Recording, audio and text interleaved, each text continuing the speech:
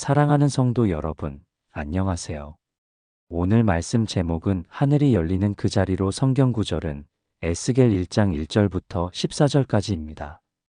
오늘의 말씀이 사랑하는 성도 여러분에게 성령의 임재로 우리 구주 예수님 안에서 하나님의 은혜가 풍성하게 임하는 축복의 말씀이 되기를 축원드립니다. 먼저 에스겔 1장 1절부터 3절까지의 말씀을 읽어보겠어요.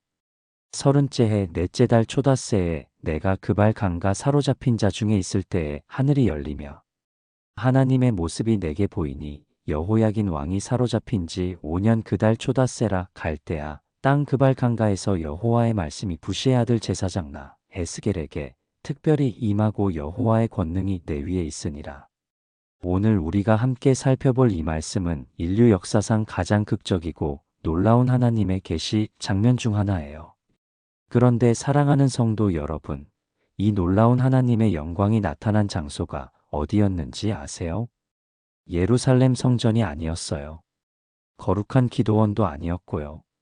은혜가 넘치는 부흥 집회장도 아니었어요.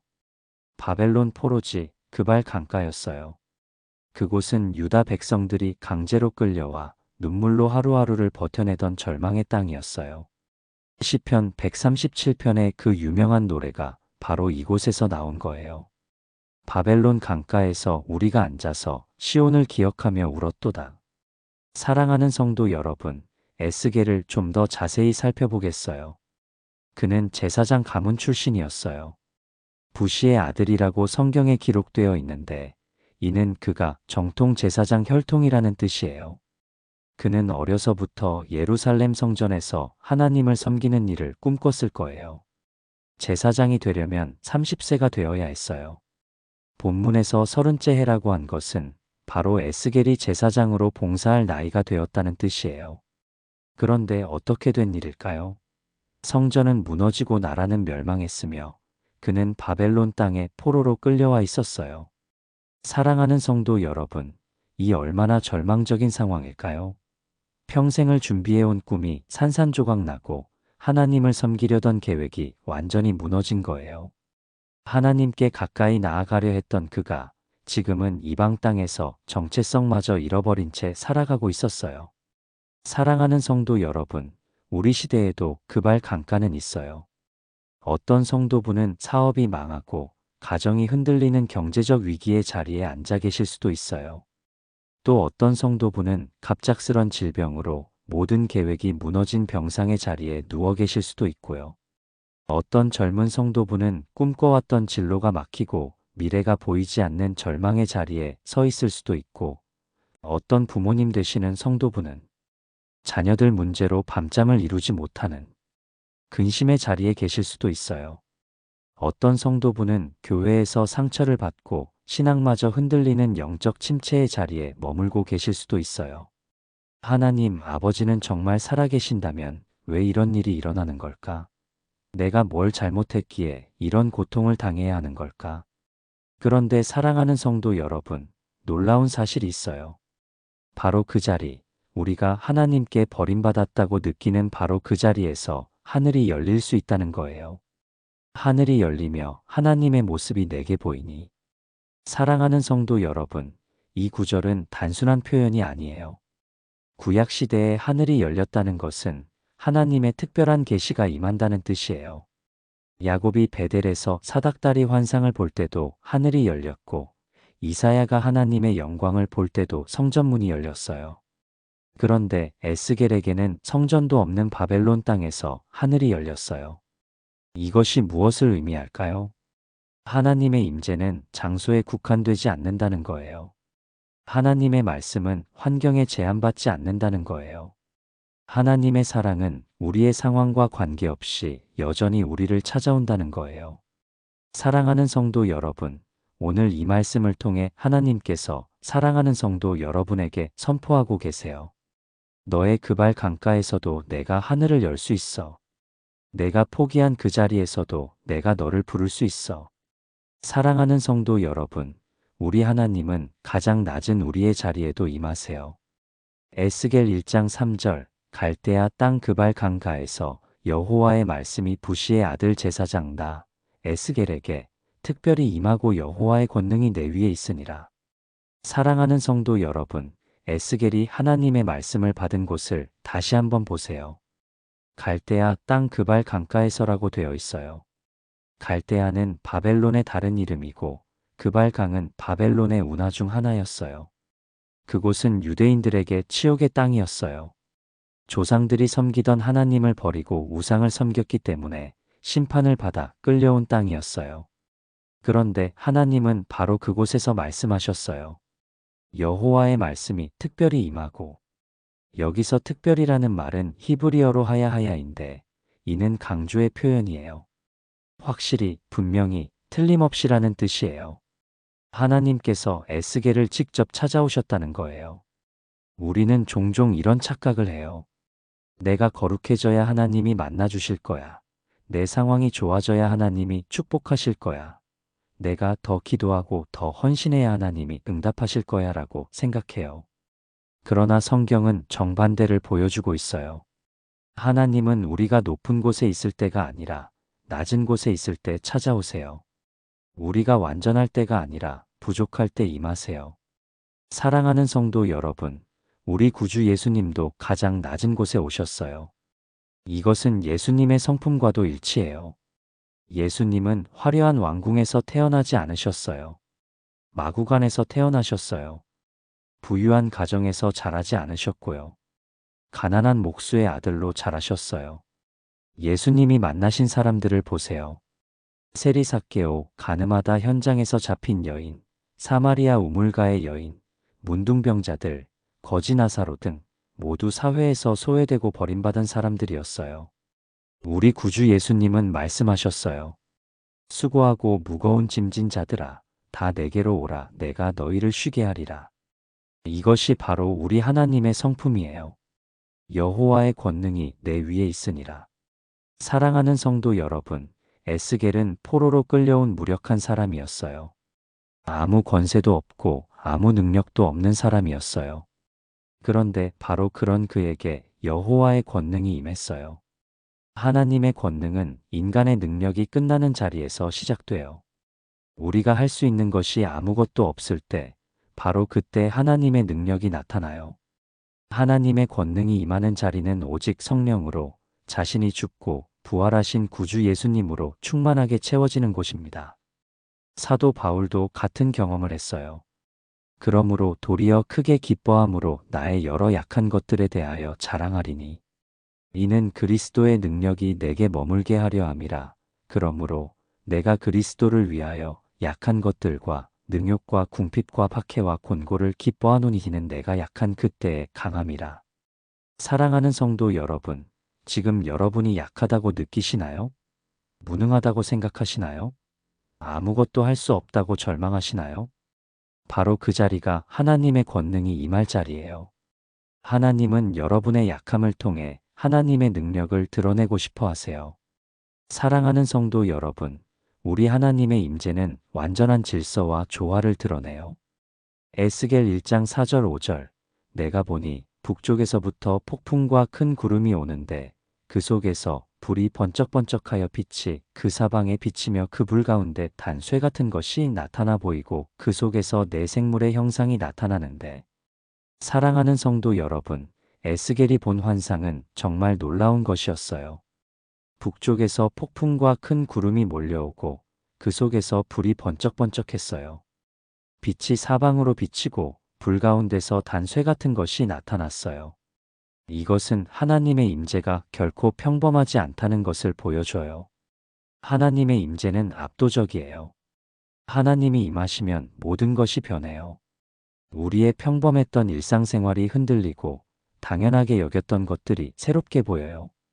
어떤 성도분들은 이런 말씀을 하세요. 목사님, 저는 하나님을 이렇게 드라마틱하게 만난 적이 없어요. 저에게는 그런 특별한 체험이 없어요. 그런데 사랑하는 성도 여러분, 하나님의 임재가 반드시 폭풍과 번개로만 오는 것은 아니에요. 엘리야에게는 세미한 음성으로 오기도 하셨고, 사무엘에게는 잠자리에서 부르는 음성으로 오기도 하셨어요. 사랑하는 성도 여러분, 중요한 것은 형태가 아닙니다. 하나님의 임재의 실제입니다. 하나님이 사랑하는 성도 여러분의 삶에 개입하시면 반드시 변화가 일어나요. 평범했던 일상이 은혜의 통로가 됩니다. 고통이었던 환경이 하나님의 영광을 경험하게 됩니다. 시련이었던 상황이 축복의 기회가 됩니다. 우리가 하는 행동이 아닙니다. 살아계신 하나님이 그분의 손길로 하시는 행동입니다. 에스겔 1장 5절 6절을 읽습니다. 그들의 모양이 이러하니 그들에게 사람의 형상이 있더라. 그들에게 각각 내 얼굴과 내 날개가 있고. 사랑하는 성도 여러분, 에스겔 선지자가 본 내생물은 정말 특이한 모습이었어요. 사람의 형상을 기본으로 하면서도 각각 4개의 얼굴과 4개의 날개를 가지고 있었어요. 10절을 읽어보면 그 얼굴들의 모양은 넷의 앞은 사람의 얼굴이요. 넷의 오른쪽은 사자의 얼굴이요. 넷의 왼쪽은 소의 얼굴이요. 넷의 뒤는 독수리의 얼굴이니.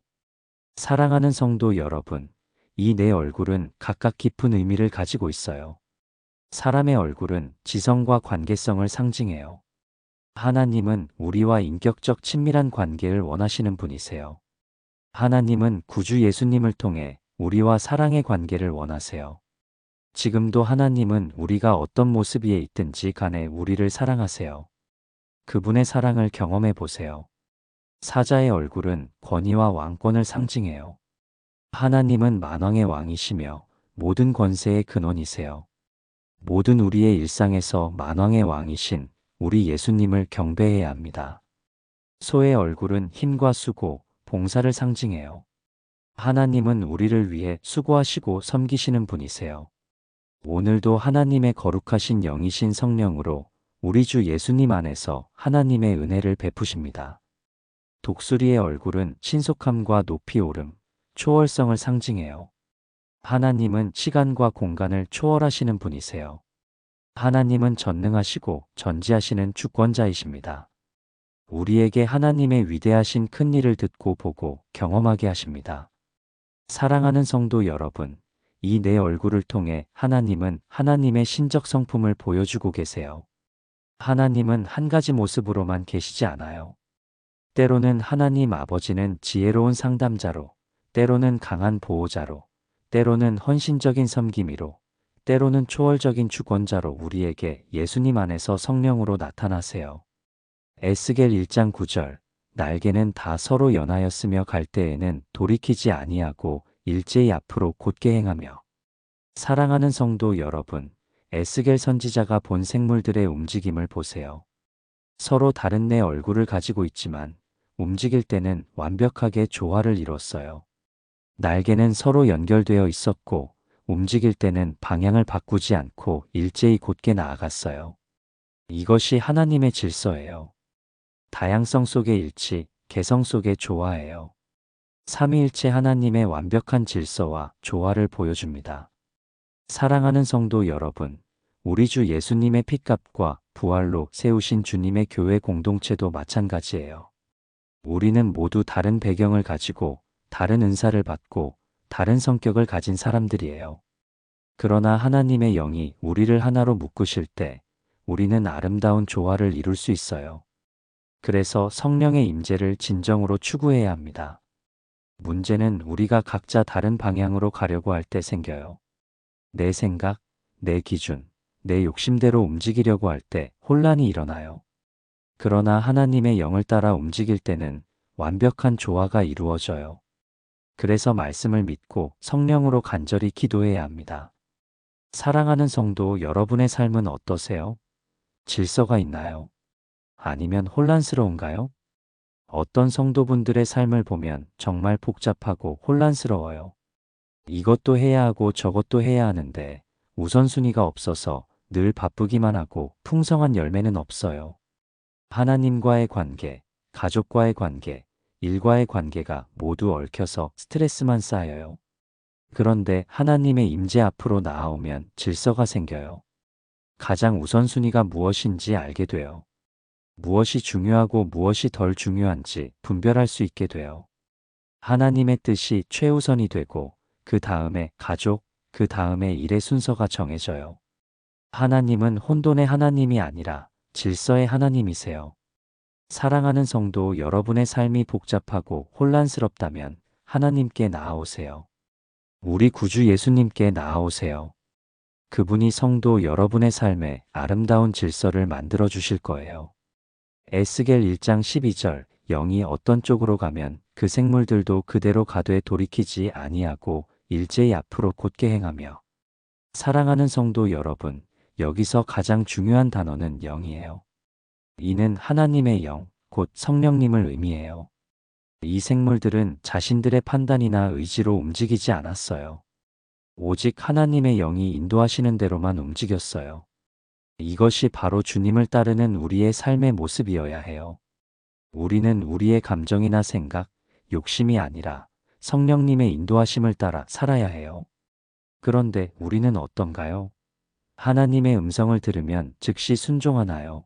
아니면 이런저런 계산을 하며 미루고 있나요? 주님, 조금만 기다려 주세요. 상황이 좀 더 좋아지면 순종할게요. 다른 사람들이 어떻게 생각할지 걱정돼요. 아직 준비가 안 되었어요. 우리는 이런 핑계를 얼마나 많이 댈까요? 그러나 하나님의 생물들은 그렇지 않았어요. 하나님의 영이 가면 즉시 갔어요. 사랑하는 성도 여러분, 성경에는 즉시 순종한 사람들의 이야기가 많이 나와요. 아브라함은 하나님의 부르심을 받자마자 고향을 떠났어요. 어디로 가는지도 모르고 떠났어요. 아브라함은 하나님의 인도에 즉시 순종할 때는 하나님이 아름답게 결과를 만들어 주세요. 그러나 즉시 순종하지 않고 자기 생각대로 할 때는 견디기 어려운 상황에 부딪혔어요. 모세는 불타는 떨기나무에서 하나님의 음성을 듣자마자 애굽으로 내려갔어요. 비록 처음에는 핑계를 댔지만 결국 순종했어요. 사무엘은 어린 나이에 하나님의 음성을 듣자마자 주의 종이 듣겠나이다라고 대답했어요. 이사야는 하나님의 부르심을 듣자마자 내가 여기 있나이다 나를 보내소서라고 응답했어요. 베드로와 안드레는 위대하신 예수님의 부르심을 받자마자 그물을 버리고 따랐어요. 마태는 세관에 앉아 있다가 왕이신 예수님의 나를 따르라는 말씀을 듣자마자 일어나 따랐어요. 사랑하는 성도 여러분, 반대로 하나님의 부르심에 지체한 사람들도 있어요.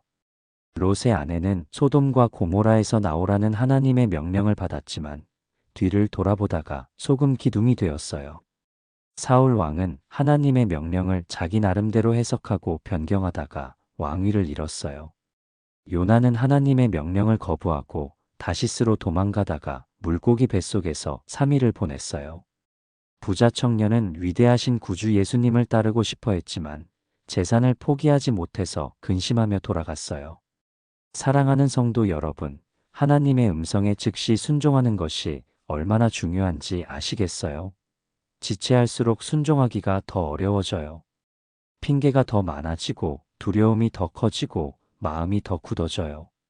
에스겔 1장 13절 14절 또 생물들의 모양은 타는 숯불과 횃불 모양 같은데 그 불이 그 생물 사이에서 오르락내리락 하며 그 불은 광채가 있고 그 가운데에서는 번개가 나며 그 생물들은 번개 모양 같이 왕래하더라. 사랑하는 성도 여러분, 에스겔 선지자가 본 생물들은 불과 번개 같았어요. 타는 숯불과 횃불같이 뜨거웠고 번개처럼 빠르게 움직였어요. 이것이 바로 하나님께 쓰임받는 자의 특징이에요. 뜨겁고 빠르고 주저함이 없어요. 사랑하는 성도 여러분, 뜨거움은 열정을 의미해요. 하나님을 사랑하는 마음, 영혼을 사랑하는 마음, 하나님의 나라를 위해 헌신하는 마음이 불같이 타오르는 거예요.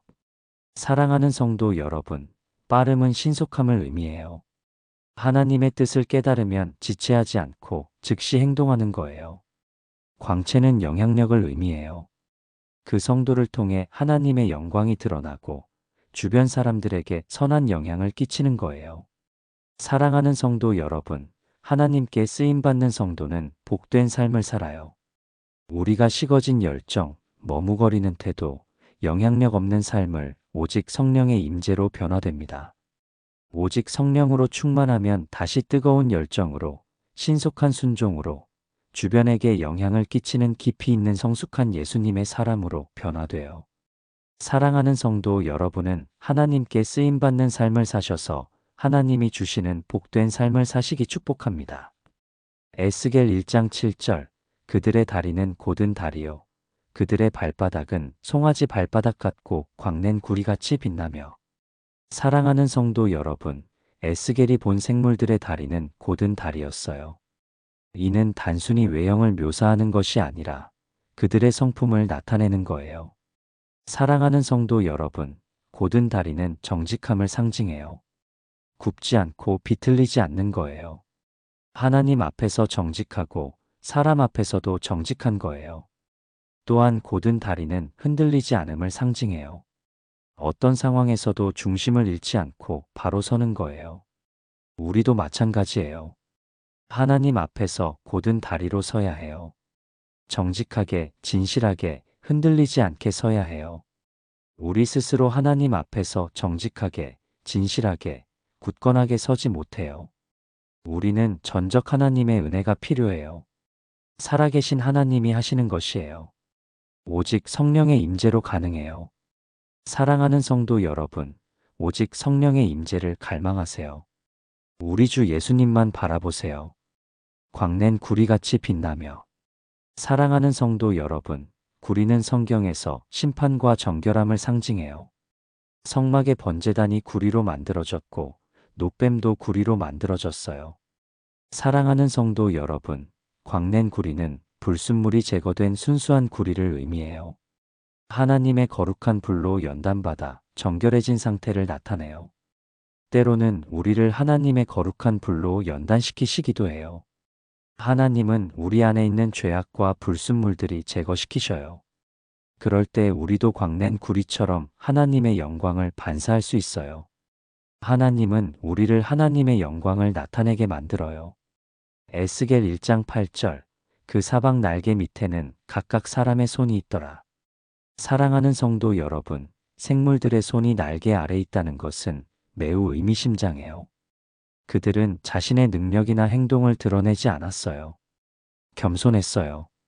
사랑하는 성도 여러분, 우리는 하나님 앞에서는 이런 겸손이 필요해요.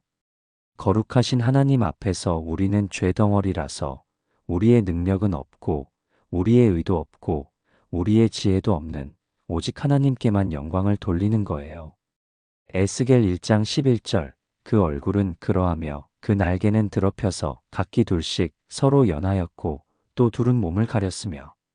사랑하는 성도 여러분, 날개로 몸을 가렸다는 것은 경배의 표현이에요. 이사야 6장에서 스랍들이 날개로 얼굴과 발을 가린 것과 같은 맥락이에요. 하나님의 거룩 앞에서 피조물은 자신을 감추어야 해요. 자기를 드러내려 하지 않고 오직 하나님만 높이려 해야 해요. 우리가 오직 하나님만 예배해요. 우리는 오직 하나님의 영광만을 위해 먹고 마시고 살아요. 에스겔 1장 9절 앞부분에 날개는 다 서로 연하였으며. 사랑하는 성도 여러분, 에스겔 선지자가 본 생물들의 날개는 서로 연결되어 있었어요. 이는 단순한 물리적 결합이 아니라 영적인 연합을 상징해요. 우리의 예배는 형식적 종교적 예배를 탈피하고 성경적인 성령의 임재 가운데 구주 예수님 안에서 하나님께 살아있는 예배를 드려요. 각 생물은 독립적인 존재였지만 동시에 하나의 유기체처럼 움직였어요. 이것이 바로 우리가 머물고 있는 주님의 교회 공동체의 모습이어야 해요. 우리는 각각 다른 은사를 받고 다른 사명을 가진 개별적인 존재예요. 그러나 동시에 그리스도의 몸으로서 우리는 하나가 되어야 해요. 사도 바울은 고린도전서 12장에서 이를 설명했어요.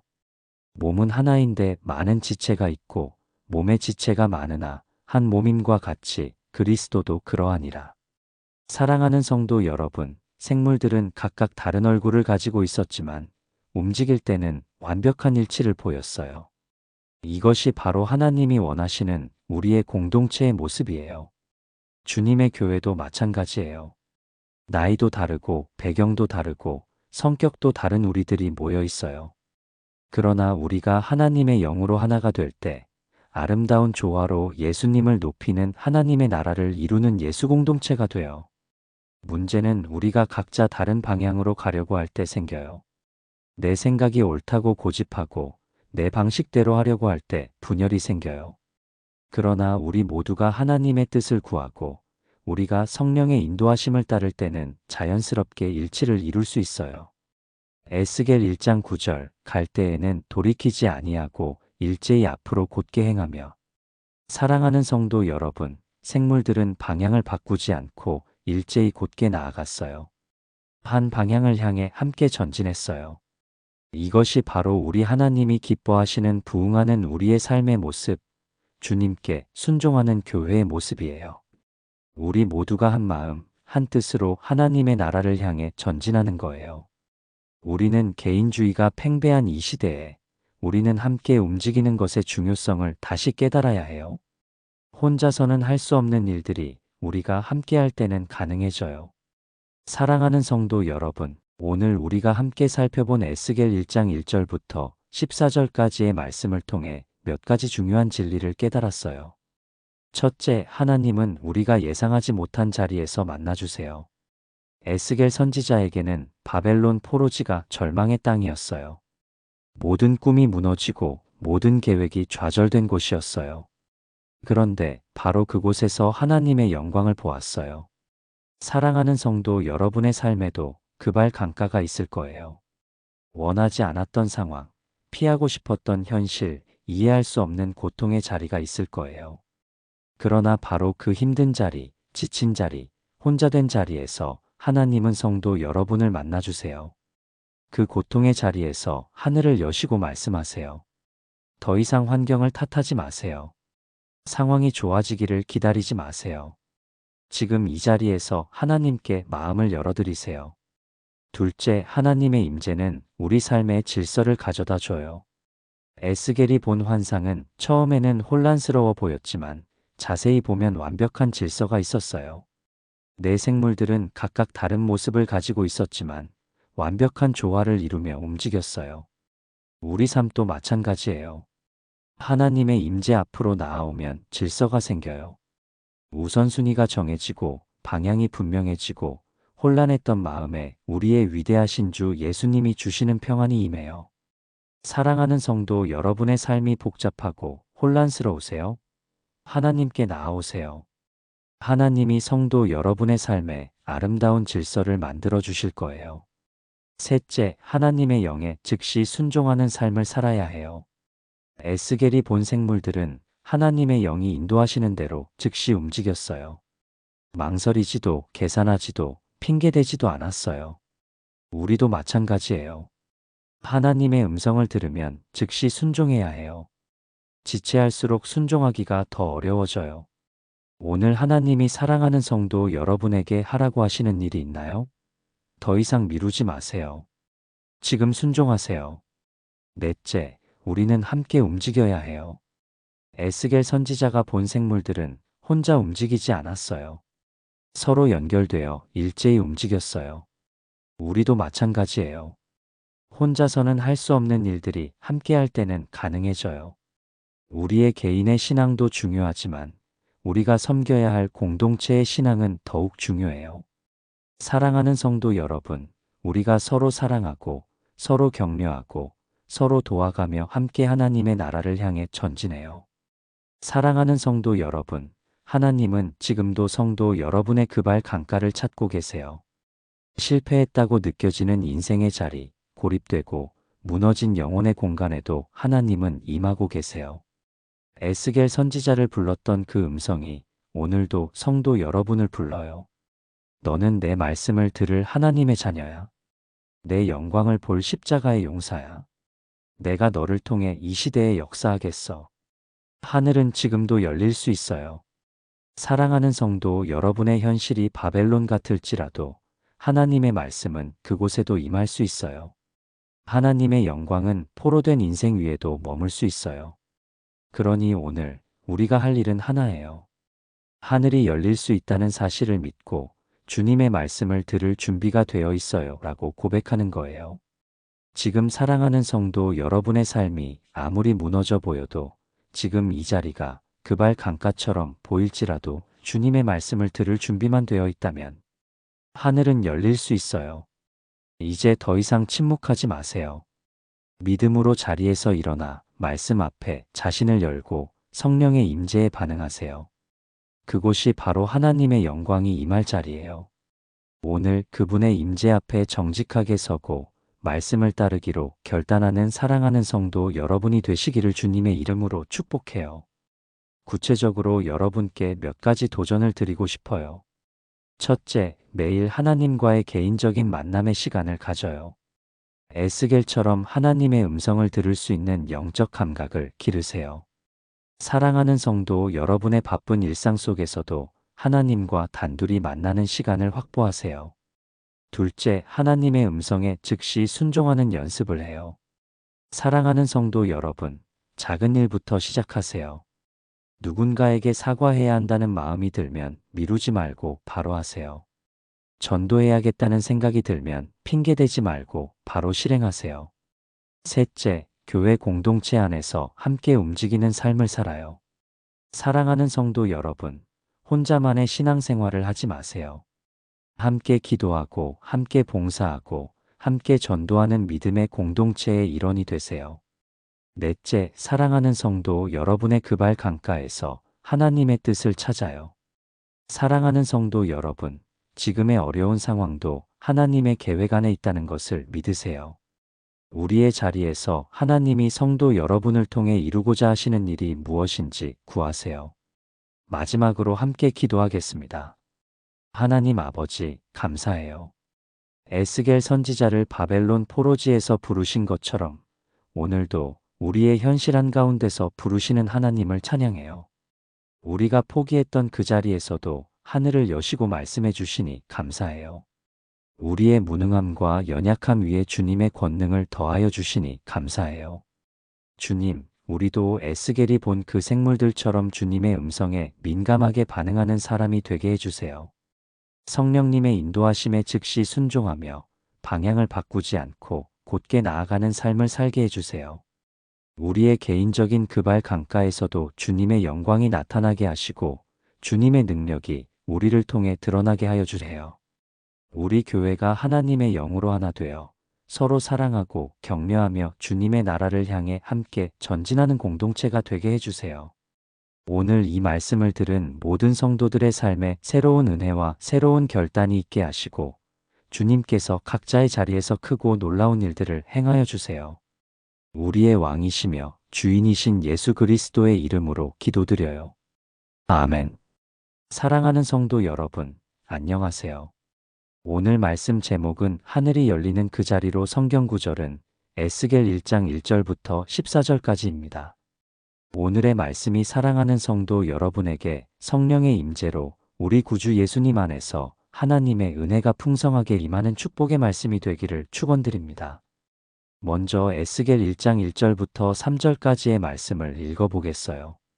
30째 해 넷째 달 초닷새에 내가 그 발 강가 사로잡힌 자 중에 있을 때에 하늘이 열리며 하나님의 모습이 내게 보이니 여호야긴 왕이 사로잡힌 지 5년 그 달 초닷새라. 갈대아 땅 그 발 강가에서 여호와의 말씀이 부시의 아들 제사장 나 에스겔에게 특별히 임하고 여호와의 권능이 내 위에 있으니라. 오늘 우리가 함께 살펴볼 이 말씀은 인류 역사상 가장 극적이고 놀라운 하나님의 계시 장면 중 하나예요. 그런데 사랑하는 성도 여러분, 이 놀라운 하나님의 영광이 나타난 장소가 어디였는지 아세요? 예루살렘 성전이 아니었어요. 거룩한 기도원도 아니었고요. 은혜가 넘치는 부흥 집회장도 아니었어요. 바벨론 포로지 그 발 강가였어요. 그곳은 유다 백성들이 강제로 끌려와 눈물로 하루하루를 버텨내던 절망의 땅이었어요. 시편 137편의 그 유명한 노래가 바로 이곳에서 나온 거예요. 바벨론 강가에서 우리가 앉아서 시온을 기억하며 울었도다. 사랑하는 성도 여러분, 에스겔을 좀 더 자세히 살펴보겠어요. 그는 제사장 가문 출신이었어요. 부시의 아들이라고 성경에 기록되어 있는데 이는 그가 정통 제사장 혈통이라는 뜻이에요. 그는 어려서부터 예루살렘 성전에서 하나님을 섬기는 일을 꿈꿨을 거예요. 제사장이 되려면 30세가 되어야 했어요. 본문에서 30째 해라고 한 것은 바로 에스겔이 제사장으로 봉사할 나이가 되었다는 뜻이에요. 그런데 어떻게 된 일일까요? 성전은 무너지고 나라는 멸망했으며 그는 바벨론 땅에 포로로 끌려와 있었어요. 사랑하는 성도 여러분, 이 얼마나 절망적인 상황일까요? 평생을 준비해온 꿈이 산산조각 나고 하나님을 섬기려던 계획이 완전히 무너진 거예요. 하나님께 가까이 나아가려 했던 그가 지금은 이방 땅에서 정체성마저 잃어버린 채 살아가고 있었어요. 사랑하는 성도 여러분, 우리 시대에도 그발 강가는 있어요. 어떤 성도분은 사업이 망하고 가정이 흔들리는 경제적 위기의 자리에 앉아 계실 수도 있어요. 또 어떤 성도분은 갑작스런 질병으로 모든 계획이 무너진 병상의 자리에 누워 계실 수도 있고요. 어떤 젊은 성도분은 꿈꿔왔던 진로가 막히고 미래가 보이지 않는 절망의 자리에 서 있을 수도 있고, 어떤 부모님 되시는 성도분은 자녀들 문제로 밤잠을 이루지 못하는 근심의 자리에 계실 수도 있어요. 어떤 성도분은 교회에서 상처를 받고 신앙마저 흔들리는 영적 침체의 자리에 머물고 계실 수도 있어요. 하나님 아버지는 정말 살아계신다면 왜 이런 일이 일어나는 걸까? 내가 뭘 잘못했기에 이런 고통을 당해야 하는 걸까? 그런데 사랑하는 성도 여러분, 놀라운 사실이 있어요. 바로 그 자리, 우리가 하나님께 버림받았다고 느끼는 바로 그 자리에서 하늘이 열릴 수 있다는 거예요. 하늘이 열리며 하나님의 모습이 내게 보이니. 사랑하는 성도 여러분, 이 구절은 단순한 표현이 아니에요. 구약 시대에 하늘이 열렸다는 것은 하나님의 특별한 계시가 임한다는 뜻이에요. 야곱이 베델에서 사닥다리 환상을 볼 때도 하늘이 열렸고, 이사야가 하나님의 영광을 볼 때도 성전문이 열렸어요. 그런데 에스겔에게는 성전도 없는 바벨론 땅에서 하늘이 열렸어요. 이것이 무엇을 의미할까요? 하나님의 임재는 장소에 국한되지 않는다는 거예요. 하나님의 말씀은 환경에 제한받지 않는다는 거예요. 하나님의 사랑은 우리의 상황과 관계없이 여전히 우리를 찾아온다는 거예요. 사랑하는 성도 여러분, 오늘 이 말씀을 통해 하나님께서 사랑하는 성도 여러분에게 선포하고 계세요. 너의 그 발 강가에서도 내가 하늘을 열 수 있어. 내가 포기한 그 자리에서도 내가 너를 부를 수 있어. 사랑하는 성도 여러분, 우리 하나님은 가장 낮은 우리의 자리에도 임하세요. 에스겔 1장 3절, 갈대아 땅 그발 강가에서 여호와의 말씀이 부시의 아들 제사장 나 에스겔에게 특별히 임하고 여호와의 권능이 내 위에 있으니라. 사랑하는 성도 여러분, 에스겔이 하나님의 말씀을 받은 곳을 다시 한번 보세요. 갈대아 땅 그발 강가에서라고 되어 있어요. 갈대아는 바벨론의 다른 이름이고 그발 강은 바벨론의 운하 중 하나였어요. 그곳은 유대인들에게 치욕의 땅이었어요. 조상들이 섬기던 하나님을 버리고 우상을 섬겼기 때문에 심판을 받아 끌려온 땅이었어요. 그런데 하나님은 바로 그곳에서 말씀하셨어요. 여호와의 말씀이 특별히 임하고, 여기서 특별이라는 말은 히브리어로 하야하야인데 이는 강조의 표현이에요. 확실히, 분명히, 틀림없이라는 뜻이에요. 하나님께서 에스겔을 직접 찾아오셨다는 거예요. 우리는 종종 이런 착각을 해요. 내가 거룩해져야 하나님이 만나주실 거야. 내 상황이 좋아져야 하나님이 축복하실 거야. 내가 더 기도하고 더 헌신해야 하나님이 응답하실 거야 라고 생각해요. 그러나 성경은 정반대를 보여주고 있어요. 하나님은 우리가 높은 곳에 있을 때가 아니라 낮은 곳에 있을 때 찾아오세요. 우리가 완전할 때가 아니라 부족할 때 임하세요. 사랑하는 성도 여러분, 우리 구주 예수님도 가장 낮은 곳에 오셨어요. 이것은 예수님의 성품과도 일치해요. 예수님은 화려한 왕궁에서 태어나지 않으셨어요. 마구간에서 태어나셨어요. 부유한 가정에서 자라지 않으셨고요. 가난한 목수의 아들로 자라셨어요. 예수님이 만나신 사람들을 보세요. 세리삭개오, 가늠하다 현장에서 잡힌 여인, 사마리아 우물가의 여인, 문둥병자들, 거지 나사로 등 모두 사회에서 소외되고 버림받은 사람들이었어요. 우리 구주 예수님은 말씀하셨어요. 수고하고 무거운 짐진 자들아, 다 내게로 오라, 내가 너희를 쉬게 하리라. 이것이 바로 우리 하나님의 성품이에요. 여호와의 권능이 내 위에 있으니라. 사랑하는 성도 여러분, 에스겔은 포로로 끌려온 무력한 사람이었어요. 아무 권세도 없고 아무 능력도 없는 사람이었어요. 그런데 바로 그런 그에게 여호와의 권능이 임했어요. 하나님의 권능은 인간의 능력이 끝나는 자리에서 시작돼요. 우리가 할 수 있는 것이 아무것도 없을 때, 바로 그때 하나님의 능력이 나타나요. 하나님의 권능이 임하는 자리는 오직 성령으로, 자신이 죽고 부활하신 구주 예수님으로 충만하게 채워지는 곳입니다. 사도 바울도 같은 경험을 했어요. 그러므로 도리어 크게 기뻐함으로 나의 여러 약한 것들에 대하여 자랑하리니 이는 그리스도의 능력이 내게 머물게 하려 함이라.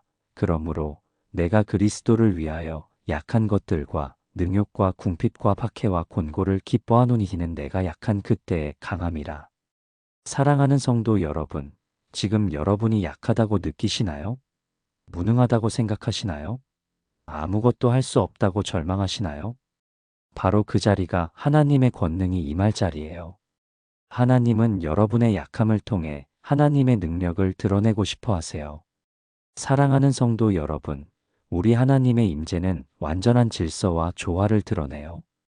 에스겔 1장 4절 5절 내가 보니 북쪽에서부터 폭풍과 큰 구름이 오는데 그 속에서 불이 번쩍번쩍하여 빛이 그 사방에 비치며 그 불 가운데 단쇠 같은 것이 나타나 보이고 그 속에서 네 생물의 형상이 나타나는데 사랑하는 성도 여러분, 에스겔이 본 환상은 정말 놀라운 것이었어요. 북쪽에서 폭풍과 큰 구름이 몰려오고 그 속에서 불이 번쩍번쩍했어요. 빛이 사방으로 비치고 불 가운데서 단쇠 같은 것이 나타났어요.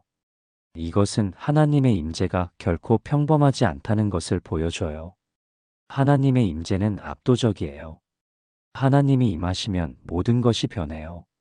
우리의 평범했던 일상생활이 흔들리고 당연하게 여겼던 것들이 새롭게 보여요.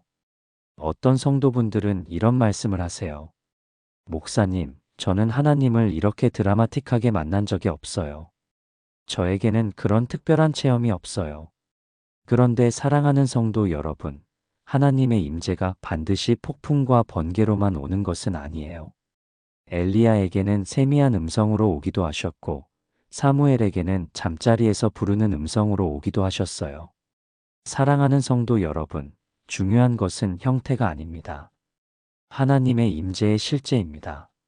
하나님이 사랑하는 성도 여러분의 삶에 개입하시면 반드시 변화가 일어나요. 평범했던 일상이 은혜의 통로가 됩니다. 고통이었던 환경이 하나님의 영광을 경험하게 됩니다. 시련이었던 상황이 축복의 기회가 됩니다. 우리가 하는 행동이 아닙니다. 살아계신 하나님이 그분의 손길로 하시는 행동입니다. 에스겔 1장 5절 6절을 읽습니다. 그들의 모양이 이러하니 그들에게 사람의 형상이 있더라. 그들에게 각각 내 얼굴과 내 날개가 있고. 사랑하는 성도 여러분, 에스겔 선지자가 본 네 생물은 정말 특이한 모습이었어요.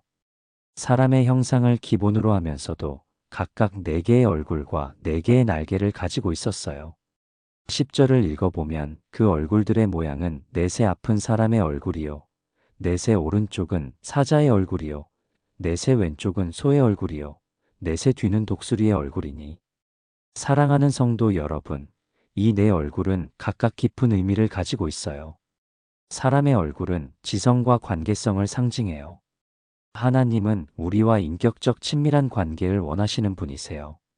하나님은 구주 예수님을 통해 우리와 사랑의 관계를 원하세요. 지금도 하나님은 우리가 어떤 모습 위에 있든지 간에 우리를 사랑하세요. 그분의 사랑을 경험해 보세요. 사자의 얼굴은 권위와 왕권을 상징해요.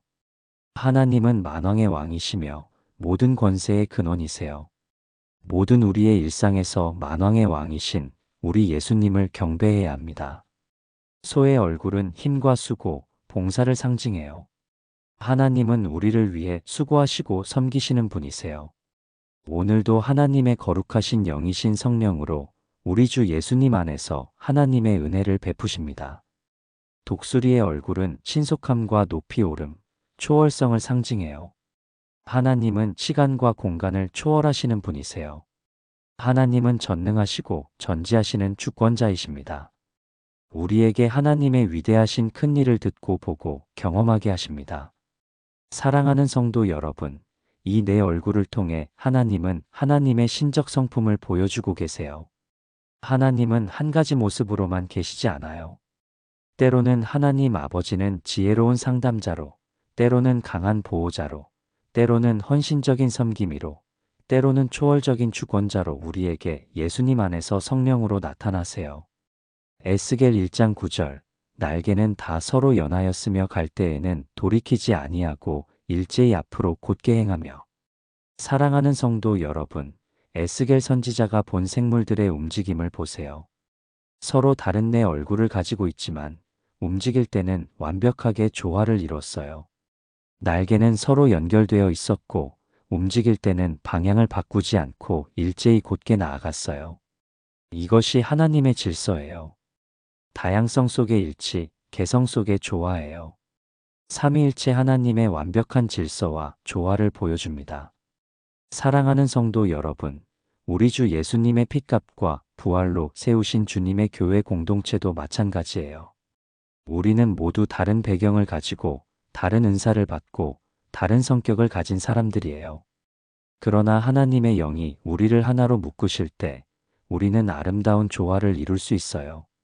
그래서 성령의 임재를 진정으로 추구해야 합니다. 문제는 우리가 각자 다른 방향으로 가려고 할 때 생겨요. 내 생각, 내 기준, 내 욕심대로 움직이려고 할 때 혼란이 일어나요. 그러나 하나님의 영을 따라 움직일 때는 완벽한 조화가 이루어져요. 그래서 말씀을 믿고 성령으로 간절히 기도해야 합니다. 사랑하는 성도 여러분의 삶은 어떠세요? 질서가 있나요? 아니면 혼란스러운가요?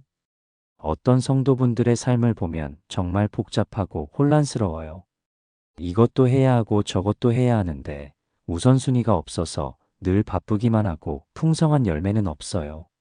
하나님과의 관계, 가족과의 관계, 일과의 관계가 모두 얽혀서 스트레스만 쌓여요. 그런데 하나님의 임재 앞으로 나아오면 질서가 생겨요. 가장 우선순위가 무엇인지 알게 돼요. 무엇이 중요하고 무엇이 덜 중요한지 분별할 수 있게 돼요. 하나님의 뜻이 최우선이 되고 그 다음에 가족, 그 다음에 일의 순서가 정해져요. 하나님은 혼돈의 하나님이 아니라 질서의 하나님이세요. 사랑하는 성도 여러분의 삶이 복잡하고 혼란스럽다면 하나님께 나아오세요. 우리 구주 예수님께 나아오세요. 그분이 성도 여러분의 삶에 아름다운 질서를 만들어 주실 거예요. 에스겔 1장 12절, 영이 어떤 쪽으로 가면 그 생물들도 그대로 가되 돌이키지 아니하고 일제히 앞으로 곧게 행하며. 사랑하는 성도 여러분, 여기서 가장 중요한 단어는 영이에요. 이는 하나님의 영, 곧 성령님을 의미해요. 이 생물들은 자신들의 판단이나 의지로 움직이지 않았어요. 오직 하나님의 영이 인도하시는 대로만 움직였어요. 이것이 바로 주님을 따르는 우리의 삶의 모습이어야 해요. 우리는 우리의 감정이나 생각, 욕심이 아니라 성령님의 인도하심을 따라 살아야 해요. 그런데 우리는 어떤가요? 하나님의 음성을 들으면 즉시 순종하나요? 아니면 이런저런 계산을 하며 미루고 있나요? 주님, 조금만 기다려 주세요. 상황이 좀 더 좋아지면 순종할게요. 다른 사람들이 어떻게 생각할지 걱정돼요. 아직 준비가 안 되었어요. 우리는 이런 핑계를 얼마나 많이 댈까요? 그러나 하나님의 생물들은 그렇지 않았어요. 하나님의 영이 가면 즉시 갔어요. 사랑하는 성도 여러분, 성경에는 즉시 순종한 사람들의 이야기가 많이 나와요. 아브라함은 하나님의 부르심을 받자마자 고향을 떠났어요. 어디로 가는지도 모르고 떠났어요. 아브라함은 하나님의 인도에 즉시 순종할 때는 하나님이 아름답게 결과를 만들어 주세요. 그러나 즉시 순종하지 않고 자기 생각대로 할 때는 견디기 어려운 상황에 부딪혔어요. 모세는 불타는 떨기나무에서 하나님의 음성을 듣자마자 애굽으로 내려갔어요. 비록 처음에는 핑계를 댔지만 결국 순종했어요. 사무엘은 어린 나이에 하나님의 음성을 듣자마자 주의 종이 듣겠나이다라고 대답했어요. 이사야는 하나님의 부르심을 듣자마자 내가 여기 있나이다 나를 보내소서라고 응답했어요. 베드로와 안드레는 위대하신 예수님의 부르심을 받자마자 그물을 버리고 따랐어요. 마태는 세관에 앉아 있다가 왕이신 예수님의 나를 따르라는 말씀을 듣자마자 일어나 따랐어요. 사랑하는 성도 여러분, 반대로 하나님의 부르심에 지체한 사람들도 있어요. 롯의 아내는 소돔과 고모라에서 나오라는 하나님의 명령을 받았지만 뒤를 돌아보다가 소금 기둥이 되었어요. 사울 왕은 하나님의 명령을 자기 나름대로 해석하고 변경하다가 왕위를 잃었어요. 요나는 하나님의 명령을 거부하고 다시스로 도망가다가 물고기 뱃속에서 3일을 보냈어요. 부자 청년은 위대하신 구주 예수님을 따르고 싶어 했지만 재산을 포기하지 못해서 근심하며 돌아갔어요. 사랑하는 성도 여러분, 하나님의 음성에 즉시 순종하는 것이 얼마나 중요한지 아시겠어요? 지체할수록 순종하기가 더 어려워져요. 핑계가 더 많아지고 두려움이 더 커지고 마음이 더 굳어져요. 에스겔 1장 13절 14절 또 생물들의 모양은 타는 숯불과 횃불 모양 같은데 그 불이 그 생물 사이에서 오르락내리락 하며 그 불은 광채가 있고 그 가운데에서는 번개가 나며 그 생물들은 번개 모양 같이 왕래하더라. 사랑하는 성도 여러분, 에스겔 선지자가 본 생물들은 불과 번개 같았어요. 타는 숯불과 횃불같이 뜨거웠고 번개처럼 빠르게 움직였어요. 이것이 바로 하나님께 쓰임받는 자의 특징이에요. 뜨겁고 빠르고 주저함이 없어요.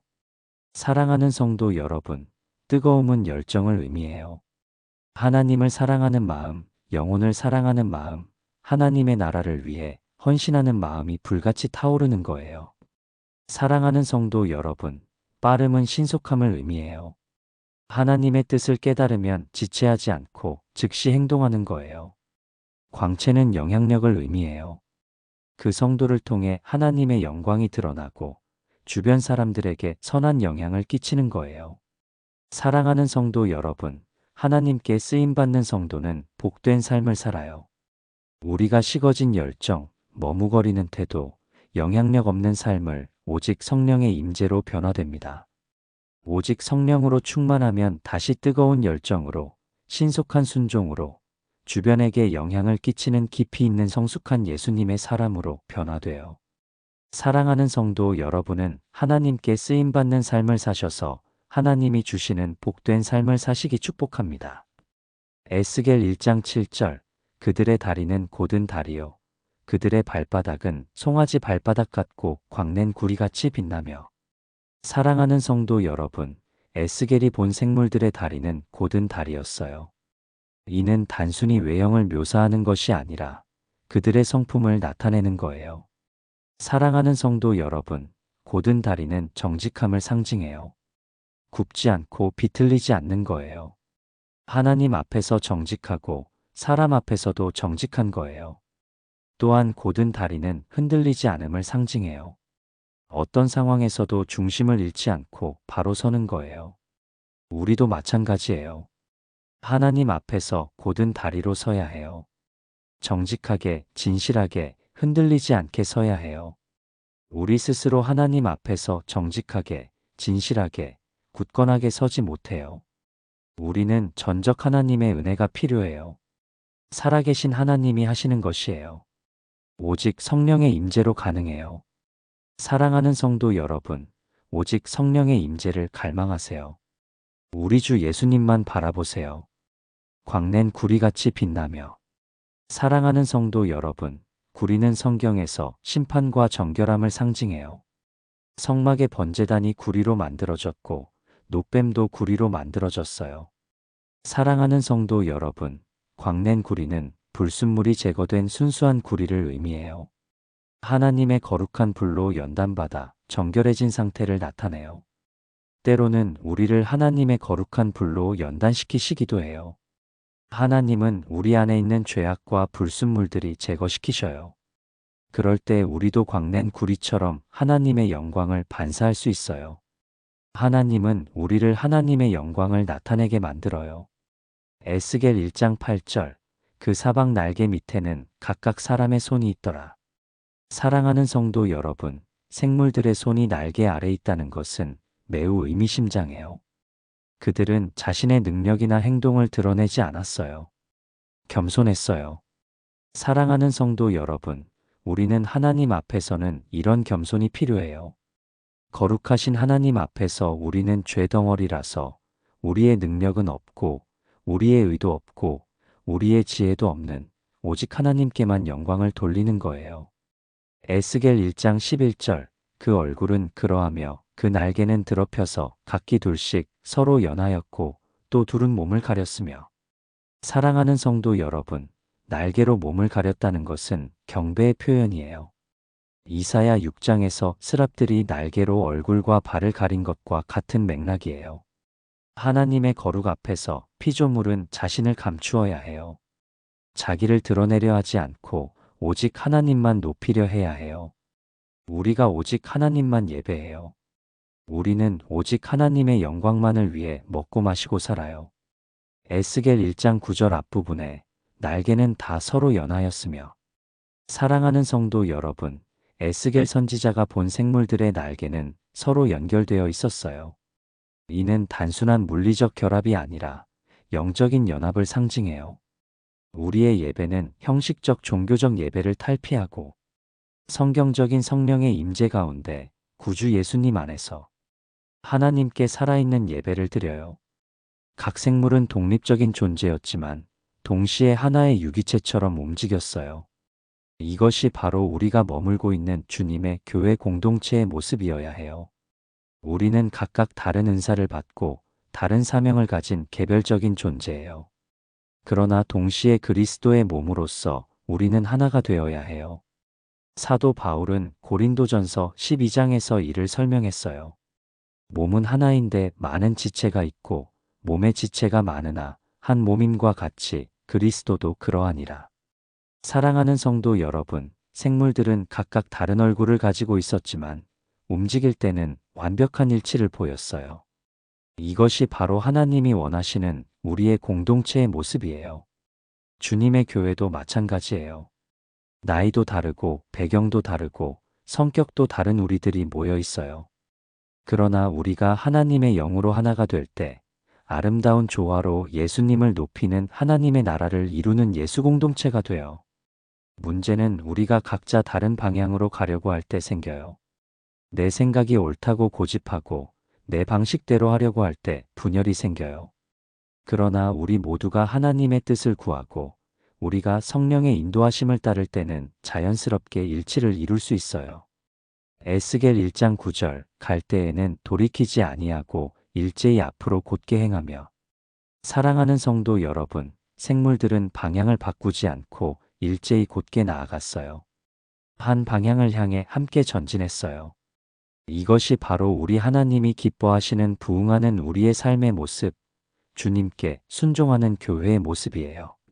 우리 모두가 한 마음, 한 뜻으로 하나님의 나라를 향해 전진하는 거예요. 우리는 개인주의가 팽배한 이 시대에 우리는 함께 움직이는 것의 중요성을 다시 깨달아야 해요. 혼자서는 할 수 없는 일들이 우리가 함께 할 때는 가능해져요. 사랑하는 성도 여러분, 오늘 우리가 함께 살펴본 에스겔 1장 1절부터 14절까지의 말씀을 통해 몇 가지 중요한 진리를 깨달았어요. 첫째, 하나님은 우리가 예상하지 못한 자리에서 만나주세요. 에스겔 선지자에게는 바벨론 포로지가 절망의 땅이었어요. 모든 꿈이 무너지고 모든 계획이 좌절된 곳이었어요. 그런데 바로 그곳에서 하나님의 영광을 보았어요. 사랑하는 성도 여러분의 삶에도 그발 강가가 있을 거예요. 원하지 않았던 상황, 피하고 싶었던 현실, 이해할 수 없는 고통의 자리가 있을 거예요. 그러나 바로 그 힘든 자리, 지친 자리, 혼자 된 자리에서 하나님은 성도 여러분을 만나주세요. 그 고통의 자리에서 하늘을 여시고 말씀하세요. 더 이상 환경을 탓하지 마세요. 상황이 좋아지기를 기다리지 마세요. 지금 이 자리에서 하나님께 마음을 열어드리세요. 둘째, 하나님의 임재는 우리 삶의 질서를 가져다 줘요. 에스겔이 본 환상은 처음에는 혼란스러워 보였지만 자세히 보면 완벽한 질서가 있었어요. 네 생물들은 각각 다른 모습을 가지고 있었지만 완벽한 조화를 이루며 움직였어요. 우리 삶도 마찬가지예요. 하나님의 임재 앞으로 나아오면 질서가 생겨요. 우선순위가 정해지고 방향이 분명해지고 혼란했던 마음에 우리의 위대하신 주 예수님이 주시는 평안이 임해요. 사랑하는 성도 여러분의 삶이 복잡하고 혼란스러우세요? 하나님께 나아오세요. 하나님이 성도 여러분의 삶에 아름다운 질서를 만들어 주실 거예요. 셋째, 하나님의 영에 즉시 순종하는 삶을 살아야 해요. 에스겔이 본 생물들은 하나님의 영이 인도하시는 대로 즉시 움직였어요. 망설이지도 계산하지도 핑계대지도 않았어요. 우리도 마찬가지예요. 하나님의 음성을 들으면 즉시 순종해야 해요. 지체할수록 순종하기가 더 어려워져요. 오늘 하나님이 사랑하는 성도 여러분에게 하라고 하시는 일이 있나요? 더 이상 미루지 마세요. 지금 순종하세요. 넷째, 우리는 함께 움직여야 해요. 에스겔 선지자가 본 생물들은 혼자 움직이지 않았어요. 서로 연결되어 일제히 움직였어요. 우리도 마찬가지예요. 혼자서는 할 수 없는 일들이 함께 할 때는 가능해져요. 우리의 개인의 신앙도 중요하지만 우리가 섬겨야 할 공동체의 신앙은 더욱 중요해요. 사랑하는 성도 여러분, 우리가 서로 사랑하고 서로 격려하고 서로 도와가며 함께 하나님의 나라를 향해 전진해요. 사랑하는 성도 여러분, 하나님은 지금도 성도 여러분의 그 발 강가를 찾고 계세요. 실패했다고 느껴지는 인생의 자리, 고립되고 무너진 영혼의 공간에도 하나님은 임하고 계세요. 에스겔 선지자를 불렀던 그 음성이 오늘도 성도 여러분을 불러요. 너는 내 말씀을 들을 하나님의 자녀야. 내 영광을 볼 십자가의 용사야. 내가 너를 통해 이 시대에 역사하겠어. 하늘은 지금도 열릴 수 있어요. 사랑하는 성도 여러분의 현실이 바벨론 같을지라도 하나님의 말씀은 그곳에도 임할 수 있어요. 하나님의 영광은 포로된 인생 위에도 머물 수 있어요. 그러니 오늘 우리가 할 일은 하나예요. 하늘이 열릴 수 있다는 사실을 믿고 주님의 말씀을 들을 준비가 되어 있어요 라고 고백하는 거예요. 지금 사랑하는 성도 여러분의 삶이 아무리 무너져 보여도 지금 이 자리가 그 발 강가처럼 보일지라도 주님의 말씀을 들을 준비만 되어 있다면 하늘은 열릴 수 있어요. 이제 더 이상 침묵하지 마세요. 믿음으로 자리에서 일어나 말씀 앞에 자신을 열고 성령의 임재에 반응하세요. 그곳이 바로 하나님의 영광이 임할 자리예요. 오늘 그분의 임재 앞에 정직하게 서고 말씀을 따르기로 결단하는 사랑하는 성도 여러분이 되시기를 주님의 이름으로 축복해요. 구체적으로 여러분께 몇 가지 도전을 드리고 싶어요. 첫째, 매일 하나님과의 개인적인 만남의 시간을 가져요. 에스겔처럼 하나님의 음성을 들을 수 있는 영적 감각을 기르세요. 사랑하는 성도 여러분의 바쁜 일상 속에서도 하나님과 단둘이 만나는 시간을 확보하세요. 둘째, 하나님의 음성에 즉시 순종하는 연습을 해요. 사랑하는 성도 여러분, 작은 일부터 시작하세요. 누군가에게 사과해야 한다는 마음이 들면 미루지 말고 바로 하세요. 전도해야겠다는 생각이 들면 핑계대지 말고 바로 실행하세요. 셋째, 교회 공동체 안에서 함께 움직이는 삶을 살아요. 사랑하는 성도 여러분, 혼자만의 신앙생활을 하지 마세요. 함께 기도하고 함께 봉사하고 함께 전도하는 믿음의 공동체의 일원이 되세요. 넷째, 사랑하는 성도 여러분의 그 발 강가에서 하나님의 뜻을 찾아요.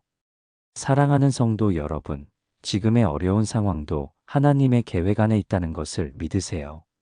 우리의 자리에서 하나님이 성도 여러분을 통해 이루고자 하시는 일이 무엇인지 구하세요. 마지막으로 함께 기도하겠습니다. 하나님 아버지, 감사해요.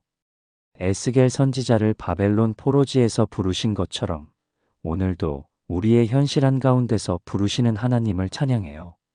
우리가 포기했던 그 자리에서도 하늘을 여시고 말씀해 주시니 감사해요. 우리의 무능함과 연약함 위에 주님의 권능을 더하여 주시니 감사해요. 주님, 우리도 에스겔이 본 그 생물들처럼 주님의 음성에 민감하게 반응하는 사람이 되게 해주세요. 성령님의 인도하심에 즉시 순종하며 방향을 바꾸지 않고 곧게 나아가는 삶을 살게 해주세요. 우리의 개인적인 그발 강가에서도 주님의 영광이 나타나게 하시고 주님의 능력이 우리를 통해 드러나게 하여 주세요. 우리 교회가 하나님의 영으로 하나 되어 서로 사랑하고 격려하며 주님의 나라를 향해 함께 전진하는 공동체가 되게 해주세요. 오늘 이 말씀을 들은 모든 성도들의 삶에 새로운 은혜와 새로운 결단이 있게 하시고 주님께서 각자의 자리에서 크고 놀라운 일들을 행하여 주세요. 우리의 왕이시며 주인이신 예수 그리스도의 이름으로 기도드려요. 아멘. 사랑하는 성도 여러분, 안녕하세요. 오늘 말씀 제목은 하늘이 열리는 그 자리로. 성경 구절은 에스겔 1장 1절부터 14절까지입니다.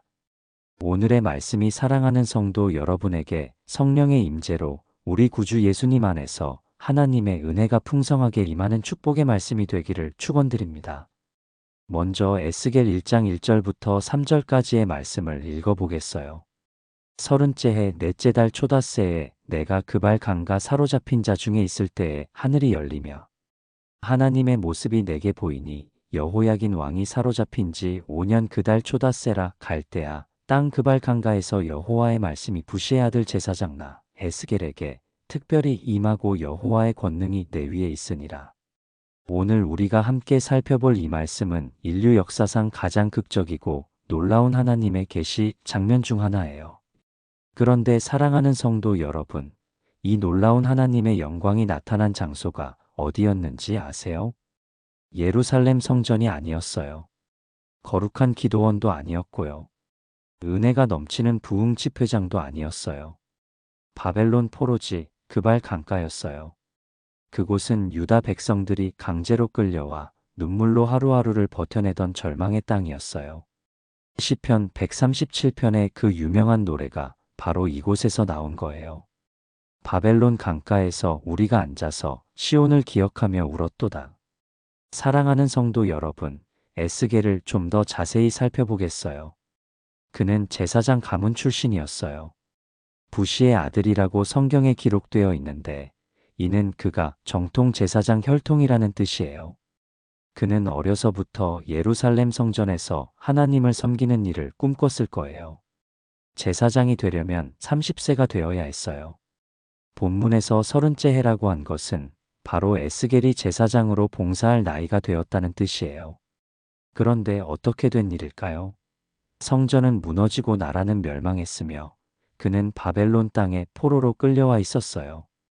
사랑하는 성도 여러분, 이 얼마나 절망적인 상황일까요? 평생을 준비해온 꿈이 산산조각 나고 하나님을 섬기려던 계획이 완전히 무너진 거예요. 하나님께 가까이 나아가려 했던 그가 지금은 이방 땅에서 정체성마저 잃어버린 채 살아가고 있었어요. 사랑하는 성도 여러분, 우리 시대에도 그발 강가는 있어요. 어떤 성도분은 사업이 망하고 가정이 흔들리는 경제적 위기의 자리에 앉아 계실 수도 있어요. 또 어떤 성도분은 갑작스런 질병으로 모든 계획이 무너진 병상의 자리에 누워 계실 수도 있고요. 어떤 젊은 성도분은 꿈꿔왔던 진로가 막히고 미래가 보이지 않는 절망의 자리에 서 있을 수도 있고, 어떤 부모님 되시는 성도분은 자녀들 문제로 밤잠을 이루지 못하는 근심의 자리에 계실 수도 있어요. 어떤 성도분은 교회에서 상처를 받고 신앙마저 흔들리는 영적 침체의 자리에 머물고 계실 수도 있어요. 하나님 아버지는 정말 살아계신다면 왜 이런 일이 일어나는 걸까? 내가 뭘 잘못했기에 이런 고통을 당해야 하는 걸까? 그런데 사랑하는 성도 여러분, 놀라운 사실이 있어요. 바로 그 자리, 우리가 하나님께 버림받았다고 느끼는 바로 그 자리에서 하늘이 열릴 수 있다는 거예요. 하늘이 열리며 하나님의 모습이 내게 보이니. 사랑하는 성도 여러분, 이 구절은 단순한 표현이 아니에요. 구약시대에 하늘이 열렸다는 것은 하나님의 특별한 계시가 임한다는 뜻이에요. 야곱이 베델에서 사닥다리 환상을 볼 때도 하늘이 열렸고, 이사야가 하나님의 영광을 볼 때도 성전문이 열렸어요. 그런데 에스겔에게는 성전도 없는 바벨론 땅에서 하늘이 열렸어요. 이것이 무엇을 의미할까요? 하나님의 임재는 장소에 국한되지 않는다는 거예요. 하나님의 말씀은 환경에 제한받지 않는다는 거예요. 하나님의 사랑은 우리의 상황과 관계없이 여전히 우리를 찾아온다는 거예요. 사랑하는 성도 여러분, 오늘 이 말씀을 통해 하나님께서 사랑하는 성도 여러분에게 선포하고 계세요. 너의 그 발 강가에서도 내가 하늘을 열 수 있어. 내가 포기한 그 자리에서도 내가 너를 부를 수 있어. 사랑하는 성도 여러분, 우리 하나님은 가장 낮은 우리의 자리에도 임하세요. 에스겔 1장 3절, 갈대아 땅 그 발 강가에서 여호와의 말씀이 부시의 아들 제사장 나 에스겔에게 특별히 임하고 여호와의 권능이 내 위에 있으니라. 사랑하는 성도 여러분, 에스겔이 하나님의 말씀을 받은 곳을 다시 한번 보세요. 갈대아 땅 그 발 강가에서라고 되어 있어요. 갈대아는 바벨론의 다른 이름이고 그 발 강은 바벨론의 운하 중 하나였어요. 그곳은 유대인들에게 치욕의 땅이었어요. 조상들이 섬기던 하나님을 버리고 우상을 섬겼기 때문에 심판을 받아 끌려온 땅이었어요. 그런데 하나님은 바로 그곳에서 말씀하셨어요. 여호와의 말씀이 특별히 임하고, 여기서 특별이라는 말은 히브리어로 하야하야인데 이는 강조의 표현이에요. 확실히, 분명히, 틀림없이라는 뜻이에요. 하나님께서 에스겔을 직접 찾아오셨다는 거예요. 우리는 종종 이런 착각을 해요. 내가 거룩해져야 하나님이 만나주실 거야. 내 상황이 좋아져야 하나님이 축복하실 거야. 내가 더 기도하고 더 헌신해야 하나님이 응답하실 거야 라고 생각해요. 그러나 성경은 정반대를 보여주고 있어요. 하나님은 우리가 높은 곳에 있을 때가 아니라 낮은 곳에 있을 때 찾아오세요. 우리가 완전할 때가 아니라 부족할 때 임하세요. 사랑하는 성도 여러분, 우리 구주 예수님도 가장 낮은 곳에 오셨어요. 이것은 예수님의 성품과도 일치해요. 예수님은 화려한 왕궁에서 태어나지 않으셨어요. 마구간에서 태어나셨어요. 부유한 가정에서 자라지 않으셨고요. 가난한 목수의 아들로 자라셨어요. 예수님이 만나신 사람들을 보세요. 세리삭개오, 가늠하다 현장에서 잡힌 여인, 사마리아 우물가의 여인, 문둥병자들, 거지 나사로 등 모두 사회에서 소외되고 버림받은 사람들이었어요. 우리 구주 예수님은 말씀하셨어요. 수고하고 무거운 짐진 자들아, 다 내게로 오라, 내가 너희를 쉬게 하리라. 이것이 바로 우리 하나님의 성품이에요. 여호와의 권능이 내 위에 있으니라. 사랑하는 성도 여러분, 에스겔은 포로로 끌려온 무력한 사람이었어요. 아무 권세도 없고 아무 능력도 없는 사람이었어요. 그런데 바로 그런 그에게 여호와의 권능이 임했어요. 하나님의 권능은 인간의 능력이 끝나는 자리에서 시작돼요. 우리가 할 수 있는 것이 아무것도 없을 때, 바로 그때 하나님의 능력이 나타나요. 하나님의 권능이 임하는 자리는 오직 성령으로 자신이 죽고 부활하신 구주 예수님으로 충만하게 채워지는 곳입니다. 사도 바울도 같은 경험을 했어요. 그러므로 도리어 크게 기뻐함으로 나의 여러 약한 것들에 대하여 자랑하리니 이는 그리스도의 능력이 내게 머물게 하려 함이라.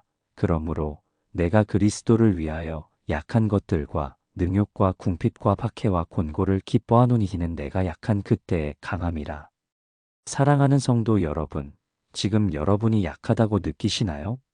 무능하다고 생각하시나요? 아무것도 할 수 없다고 절망하시나요? 바로 그 자리가 하나님의 권능이 임할 자리예요.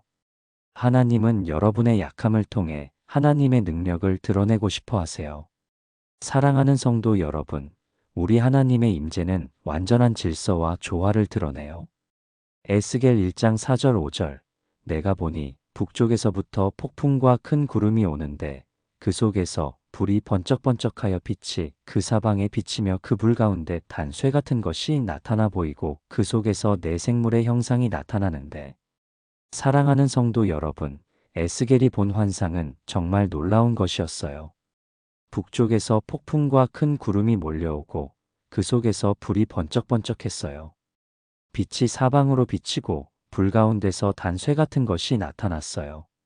이것은 하나님의 임재가 결코 평범하지 않다는 것을 보여줘요. 하나님의 임재는 압도적이에요. 하나님이 임하시면 모든 것이 변해요. 우리의 평범했던 일상생활이 흔들리고 당연하게 여겼던 것들이 새롭게 보여요. 어떤 성도분들은 이런 말씀을 하세요. 목사님, 저는 하나님을 이렇게 드라마틱하게 만난 적이 없어요. 저에게는 그런 특별한 체험이 없어요. 그런데 사랑하는 성도 여러분, 하나님의 임재가 반드시 폭풍과 번개로만 오는 것은 아니에요. 엘리야에게는 세미한 음성으로 오기도 하셨고, 사무엘에게는 잠자리에서 부르는 음성으로 오기도 하셨어요. 사랑하는 성도 여러분, 중요한 것은 형태가 아닙니다. 하나님의 임재의 실제입니다. 하나님이 사랑하는 성도 여러분의 삶에 개입하시면 반드시 변화가 일어나요. 평범했던 일상이 은혜의 통로가 됩니다. 고통이었던 환경이 하나님의 영광을 경험하게 됩니다. 시련이었던 상황이 축복의 기회가 됩니다. 우리가 하는 행동이 아닙니다. 살아계신 하나님이 그분의 손길로 하시는 행동입니다. 에스겔 1장 5절 6절을 읽습니다. 그들의 모양이 이러하니 그들에게 사람의 형상이 있더라. 그들에게 각각 내 얼굴과 내 날개가 있고. 사랑하는 성도 여러분, 에스겔 선지자가 본 내생물은 정말 특이한 모습이었어요. 사람의 형상을 기본으로 하면서도 각각 4개의 얼굴과 4개의 날개를 가지고 있었어요. 10절을 읽어보면 그 얼굴들의 모양은 넷의 앞은 사람의 얼굴이요. 넷의 오른쪽은 사자의 얼굴이요. 넷의 왼쪽은 소의 얼굴이요. 넷의 뒤는 독수리의 얼굴이니. 사랑하는 성도 여러분, 이 네 얼굴은 각각 깊은 의미를 가지고 있어요. 사람의 얼굴은 지성과 관계성을 상징해요. 하나님은 우리와 인격적 친밀한 관계를 원하시는 분이세요. 하나님은 구주 예수님을 통해 우리와 사랑의 관계를 원하세요. 지금도 하나님은 우리가 어떤 모습 위에 있든지 간에 우리를 사랑하세요. 그분의 사랑을 경험해 보세요. 사자의 얼굴은 권위와 왕권을 상징해요. 하나님은 만왕의 왕이시며 모든 권세의 근원이세요. 모든 우리의 일상에서 만왕의 왕이신 우리 예수님을 경배해야 합니다. 소의 얼굴은 힘과 수고, 봉사를 상징해요. 하나님은 우리를 위해 수고하시고 섬기시는 분이세요. 오늘도 하나님의 거룩하신 영이신 성령으로 우리 주 예수님 안에서 하나님의 은혜를 베푸십니다. 독수리의 얼굴은 신속함과 높이 오름, 초월성을 상징해요. 하나님은 시간과 공간을 초월하시는 분이세요. 하나님은 전능하시고 전지하시는 주권자이십니다. 우리에게 하나님의 위대하신 큰 일을 듣고 보고 경험하게 하십니다. 사랑하는 성도 여러분, 이 네 얼굴을 통해 하나님은 하나님의 신적 성품을 보여주고 계세요. 하나님은 한 가지 모습으로만 계시지 않아요. 때로는 하나님 아버지는 지혜로운 상담자로, 때로는 강한 보호자로, 때로는 헌신적인 섬김이로, 때로는 초월적인 주권자로 우리에게 예수님 안에서 성령으로 나타나세요. 에스겔 1장 9절, 날개는 다 서로 연하였으며 갈 때에는 돌이키지 아니하고 일제히 앞으로 곧게 행하며. 사랑하는 성도 여러분, 에스겔 선지자가 본 생물들의 움직임을 보세요. 서로 다른 네 얼굴을 가지고 있지만 움직일 때는 완벽하게 조화를 이뤘어요. 날개는 서로 연결되어 있었고 움직일 때는 방향을 바꾸지 않고 일제히 곧게 나아갔어요. 이것이 하나님의 질서예요. 다양성 속의 일치, 개성 속의 조화예요. 삼위일체 하나님의 완벽한 질서와 조화를 보여줍니다. 사랑하는 성도 여러분, 우리 주 예수님의 핏값과 부활로 세우신 주님의 교회 공동체도 마찬가지예요. 우리는 모두 다른 배경을 가지고 다른 은사를 받고 다른 성격을 가진 사람들이에요. 그러나 하나님의 영이 우리를 하나로 묶으실 때 우리는 아름다운 조화를 이룰 수 있어요. 그래서 성령의 임재를 진정으로 추구해야 합니다. 문제는 우리가 각자 다른 방향으로 가려고 할 때 생겨요. 내 생각, 내 기준, 내 욕심대로 움직이려고 할 때 혼란이 일어나요. 그러나 하나님의 영을 따라 움직일 때는 완벽한 조화가 이루어져요. 그래서 말씀을 믿고 성령으로 간절히 기도해야 합니다. 사랑하는 성도 여러분의 삶은 어떠세요? 질서가 있나요? 아니면 혼란스러운가요? 어떤 성도분들의 삶을 보면 정말 복잡하고 혼란스러워요. 이것도 해야 하고 저것도 해야 하는데 우선순위가 없어서 늘 바쁘기만 하고 풍성한 열매는 없어요. 하나님과의 관계, 가족과의 관계, 일과의 관계가 모두 얽혀서 스트레스만 쌓여요. 그런데 하나님의 임재 앞으로 나아오면 질서가 생겨요. 가장 우선순위가 무엇인지 알게 돼요. 무엇이 중요하고 무엇이 덜 중요한지 분별할 수 있게 돼요. 하나님의 뜻이 최우선이 되고 그 다음에 가족, 그 다음에 일의 순서가 정해져요. 하나님은 혼돈의 하나님이 아니라 질서의 하나님이세요. 사랑하는 성도 여러분의 삶이 복잡하고 혼란스럽다면 하나님께 나아오세요. 우리 구주 예수님께 나아오세요. 그분이 성도 여러분의 삶에 아름다운 질서를 만들어 주실 거예요. 에스겔 1장 12절 영이 어떤 쪽으로 가면 그 생물들도 그대로 가되 돌이키지 아니하고 일제히 앞으로 곧게 행하며. 사랑하는 성도 여러분, 여기서 가장 중요한 단어는 영이에요. 이는 하나님의 영, 곧 성령님을 의미해요. 이 생물들은 자신들의 판단이나 의지로 움직이지 않았어요. 오직 하나님의 영이 인도하시는 대로만 움직였어요. 이것이 바로 주님을 따르는 우리의 삶의 모습이어야 해요. 우리는 우리의 감정이나 생각, 욕심이 아니라 성령님의 인도하심을 따라 살아야 해요. 그런데 우리는 어떤가요? 하나님의 음성을 들으면 즉시 순종하나요? 아니면 이런저런 계산을 하며 미루고 있나요? 주님, 조금만 기다려 주세요. 상황이 좀 더 좋아지면 순종할게요. 다른 사람들이 어떻게 생각할지 걱정돼요. 아직 준비가 안 되었어요. 우리는 이런 핑계를 얼마나 많이 댈까요? 그러나 하나님의 생물들은 그렇지 않았어요. 하나님의 영이 가면 즉시 갔어요. 사랑하는 성도 여러분, 성경에는 즉시 순종한 사람들의 이야기가 많이 나와요. 아브라함은 하나님의 부르심을 받자마자 고향을 떠났어요. 어디로 가는지도 모르고 떠났어요. 아브라함은 하나님의 인도에 즉시 순종할 때는 하나님이 아름답게 결과를 만들어 주세요. 그러나 즉시 순종하지 않고 자기 생각대로 할 때는 견디기 어려운 상황에 부딪혔어요. 모세는 불타는 떨기나무에서 하나님의 음성을 듣자마자 애굽으로 내려갔어요. 비록 처음에는 핑계를 댔지만 결국 순종했어요. 사무엘은 어린 나이에 하나님의 음성을 듣자마자 주의 종이 듣겠나이다라고 대답했어요.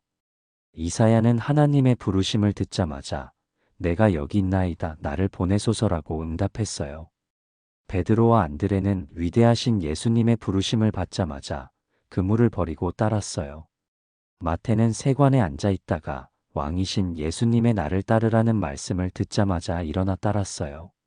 사랑하는 성도 여러분, 반대로 하나님의 부르심에 지체한 사람들도 있어요. 롯의 아내는 소돔과 고모라에서 나오라는 하나님의 명령을 받았지만 뒤를 돌아보다가 소금 기둥이 되었어요. 사울 왕은 하나님의 명령을 자기 나름대로 해석하고 변경하다가 왕위를 잃었어요. 요나는 하나님의 명령을 거부하고 다시스로 도망가다가 물고기 뱃속에서 3일을 보냈어요.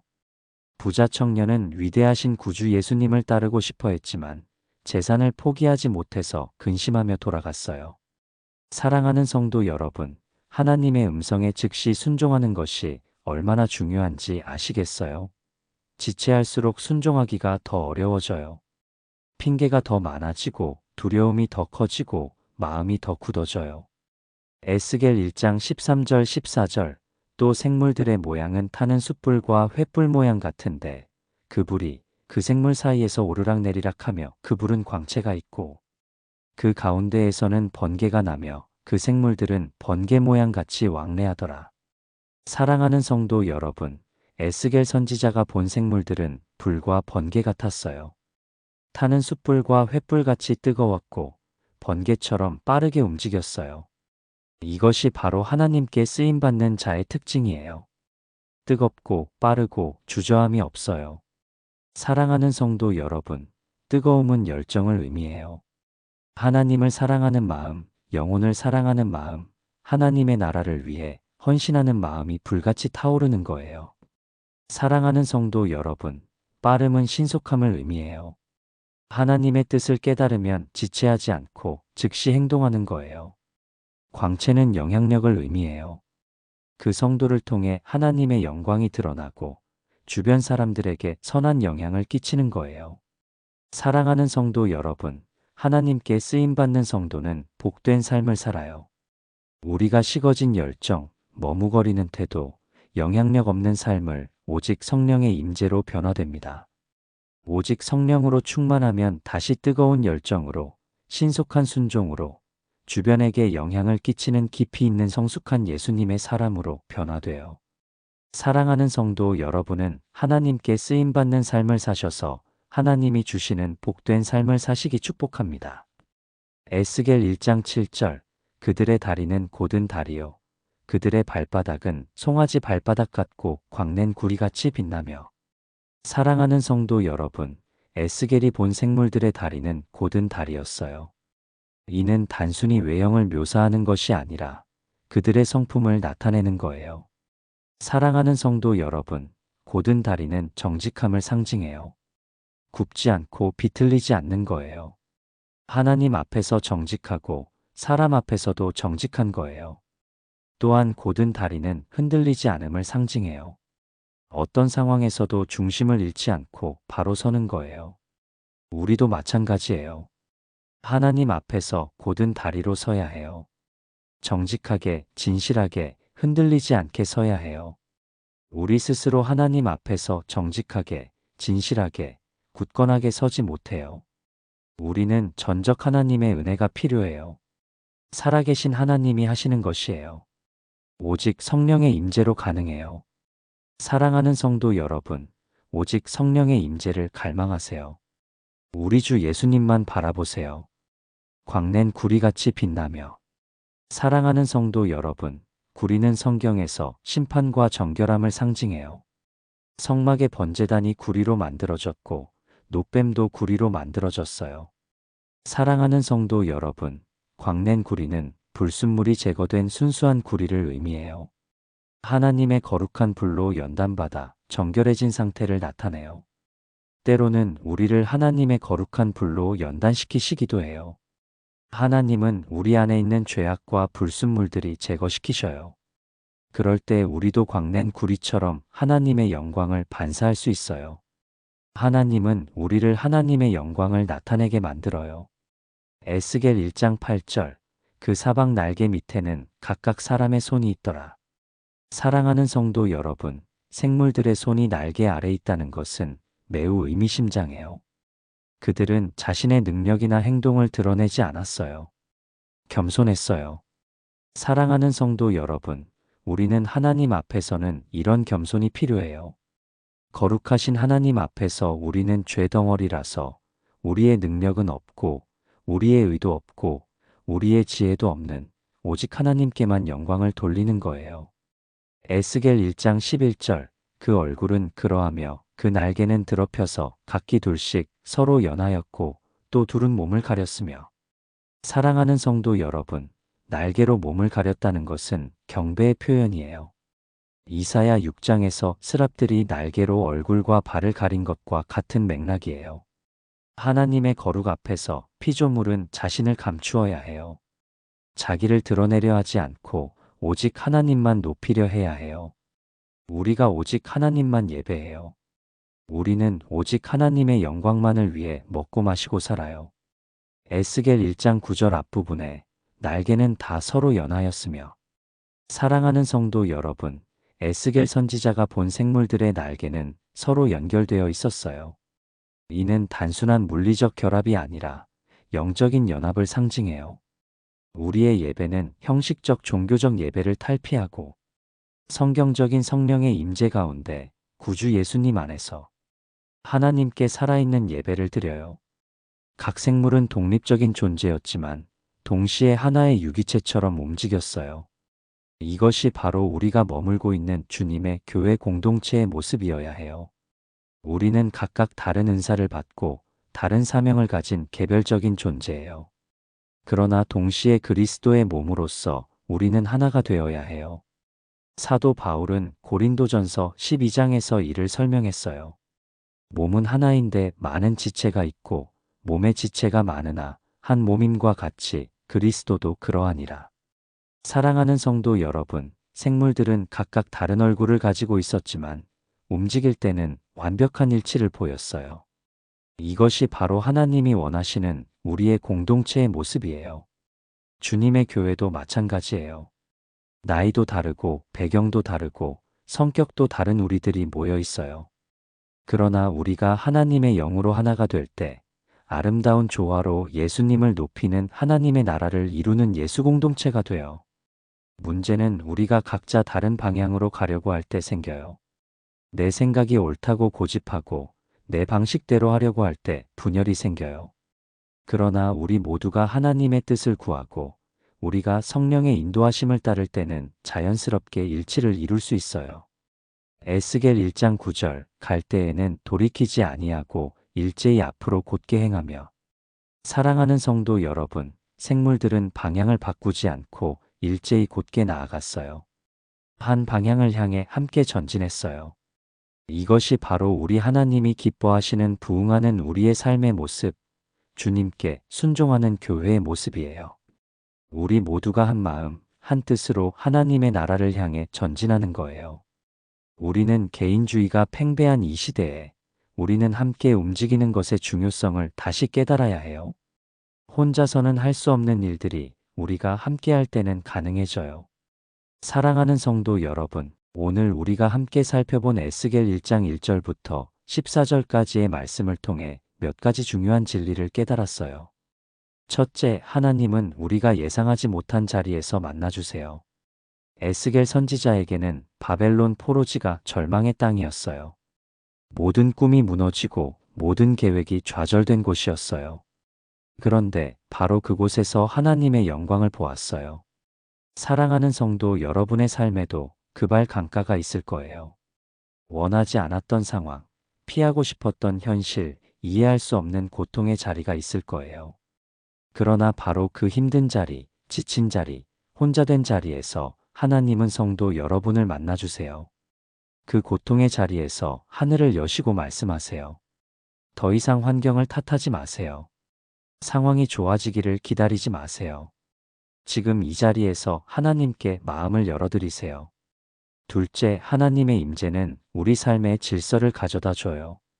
에스겔이 본 환상은 처음에는 혼란스러워 보였지만 자세히 보면 완벽한 질서가 있었어요. 내 생물들은 각각 다른 모습을 가지고 있었지만 완벽한 조화를 이루며 움직였어요. 우리 삶도 마찬가지예요. 하나님의 임재 앞으로 나아오면 질서가 생겨요.